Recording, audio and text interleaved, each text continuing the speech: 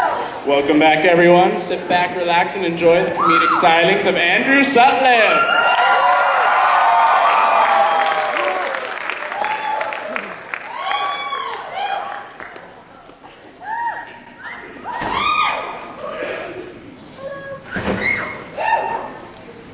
Good evening, and welcome to the second act of the BHBO 2009 Comedy Festival. How are you enjoying yourself so far?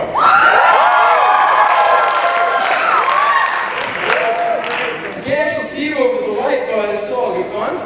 So I'm going to be doing some stand-up for you right now. So laughter in itself is kind of a funny phenomenon because there's two reasons that a person will laugh. And that's either one, because they hear or see something that's funny, or two, because you're touching their armpits. I mean, the first one makes sense, but the second one seems kind of like an obscure reason for someone to laugh. And the really strange thing is that getting tickled isn't funny at all. Like, the emotions associated with laughing for that are completely different than laughing for a joke. When you hear a joke and you're laughing, you're just like, oh, that's rich, that's so good, oh my god. When you're laughing because you're getting tickled, you're stop it, dude! When I say stop, I mean stop! Yep. It's good to be positive, although in some cases, there are some things that are just a little bit too positive. For instance, sometimes I serve these at lunch, I'm sure you all know what I'm talking about, smiley fries. Yeah, fans of smiley fries. However, really smiley fries are kind of confusing because I don't think they really realize what kind of situation they're in. They seem to have a very rosy outlook on life considering that their one purpose is to be dipped in tomato paste and devoured. If I were to design that kind of product, I would make them terrified fries. You know, they're round, they just look like this. I mean, that's at least being a little more honest if the kids are going to be eating them. I mean, what kind of message is that going out to the kids if they think that, okay, well, it's good to be positive, you want to have a smile on your face, but don't smile too long or you might get eaten. School's all full of all kinds of mixed messages. It's hard to kind of distinguish between one thing and another. I mean, sharing, for instance. Back in, like, kindergarten, you know, you're coloring with the crayons, they say, okay, sharing is caring. You know, you gotta share. But then you get into, like, health class talking about STDs, and then you're not supposed to share. I mean, like, juice boxes, yes. Needles, no. Where's the line? I know it's there somewhere, but it's fuzzy. Come on. They do teach some useful things in school, although some of the things they teach are just kind of like, you wonder why. I mean, for instance, one thing that's been drilled into all of us from a very early age is the whole process of stop, drop, and roll. Teaching kids what to do if and when they catch on fire. I mean, I agree that that's like a useful thing. You don't want one kid to be on fire, he touches another kid, soon they're all on fire. I mean, you want them to be able to put themselves out, but under what situation, like what circumstances, did they start teaching this? I mean, if there is a danger of your kid being set on fire, I think him being put out is like the least of your worries. What are they doing? Just, okay, class, today we're going to be making gasoline paintings. Everybody take a blowtorch.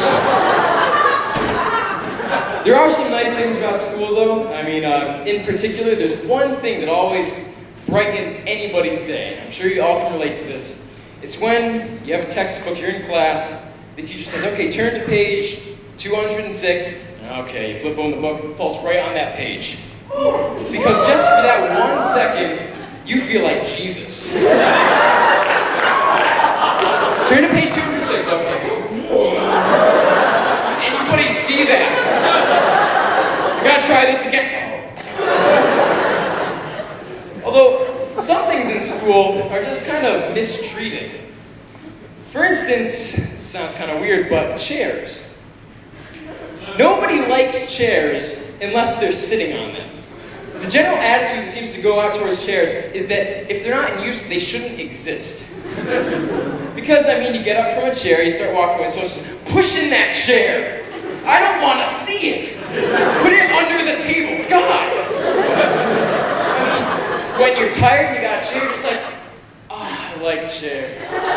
trying to walk down an alley, you're just like, why is this here?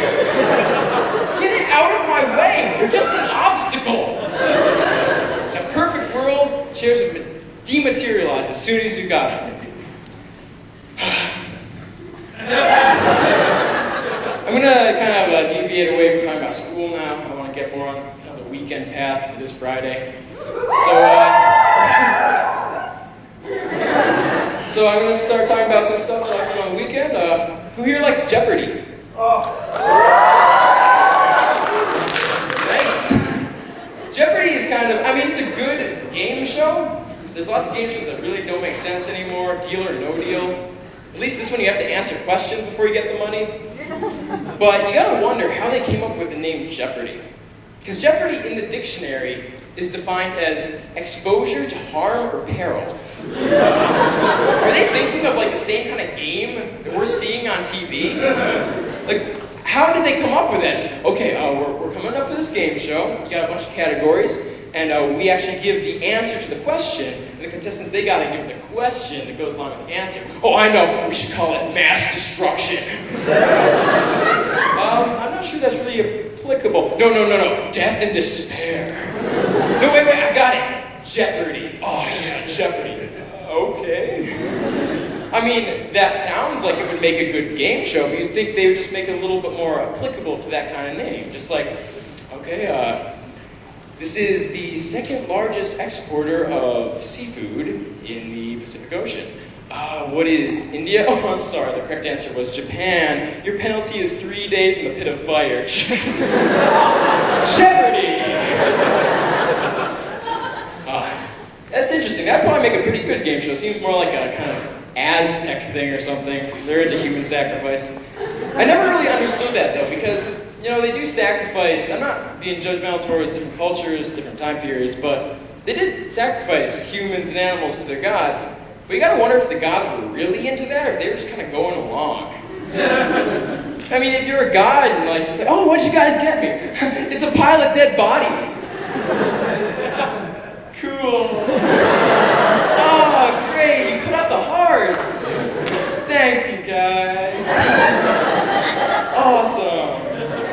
And I mean, if they're gonna like kill a sheep or something and send it up to you, they might as well cook it first. I mean, like, if you're getting a dog or something for your birthday, your parents come in, you bring up the box, you open it, and the dog is dead, I think that kind of ruins the effect of the gift. Sorry, that was a little sad. However, really, the mistreatment of animals kind of transcends time period. It sounds a lot more serious than it's going to be, I promise. I mean, but even in today's society, dogs and cats in the house, they have no freedom of speech.